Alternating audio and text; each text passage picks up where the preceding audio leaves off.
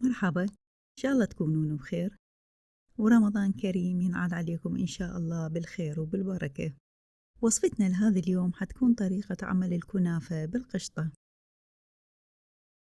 حنجي بالبداية إلى طريقة تحضير السيرو أو القطر.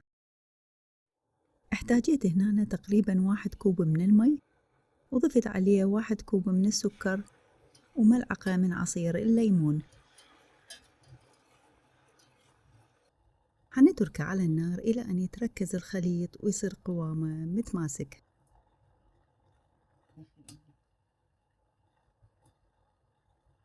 أما عجينة الكنافة فاحتاجيت هنا تقريبا 400 جرام من عجينة الكنافة. حنبدي هنا ننقصها بالمقص إلى قطع صغيرة.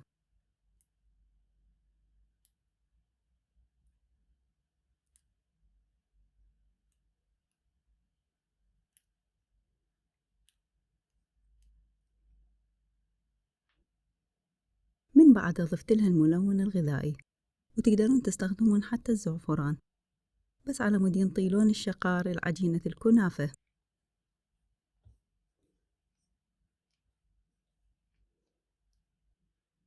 نزلت هنا عليهم تقريبا ربع كوب من الزبدة، وحنستمر بدعك العجينة إلى أن تتغلل الزبدة بكل العجين.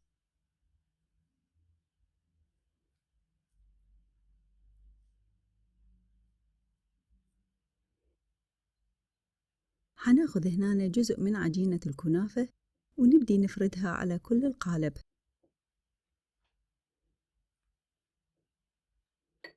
حنحاول نضغط على العجينة بواسطة أي كاس صغير حتى تجينا الطبقة الأولى طبقة متماسكة.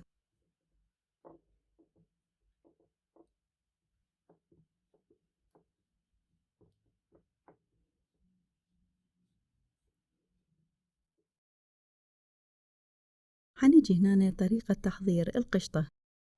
احتاجيت هنا تقريبا 500 ملي من الحليب، وضفت عليه 3 ملاعق من السكر،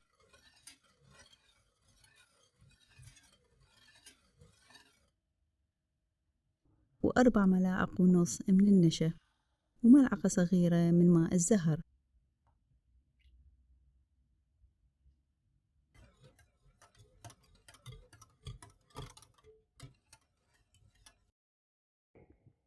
بعد ما يسخن المزيج وتظهر الفقاعات، ضفت له تقريبا 90 جرام من القشطة،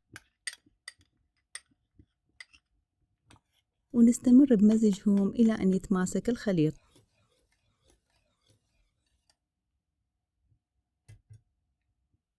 حنبدي هنا بتوزيع القشطة على كل القوالب بالتساوي.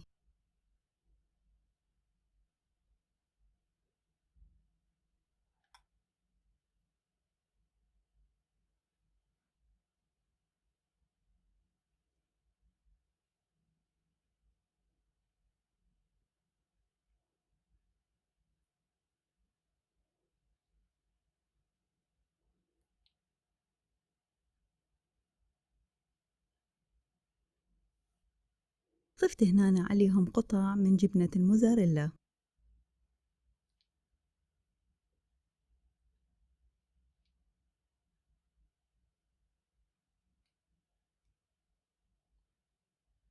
وبالأخير حنوزع الطبقة الأخيرة من عجينة الكنافة على سطح القوالب.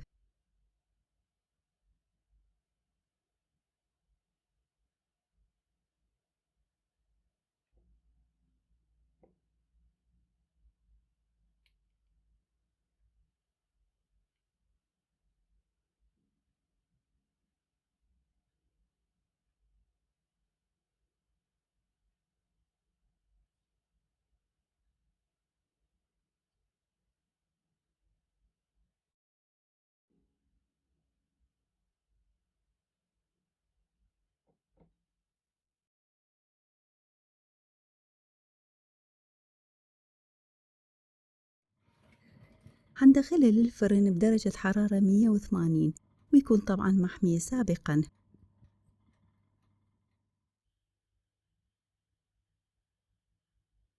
بعد ما خرجناها من الفرن حنصب عليها القطر.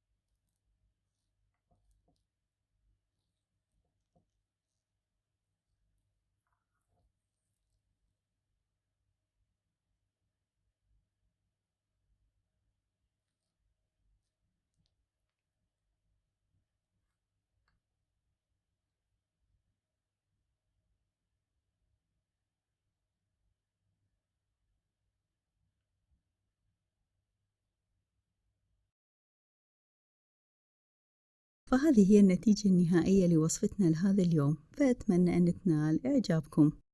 فإذا عجبتكم وصفتنا لهذا اليوم فلا تنسونا باللايك والاشتراك بالقناة حتى يوصلكم كل جديد. نشوفكم على خير.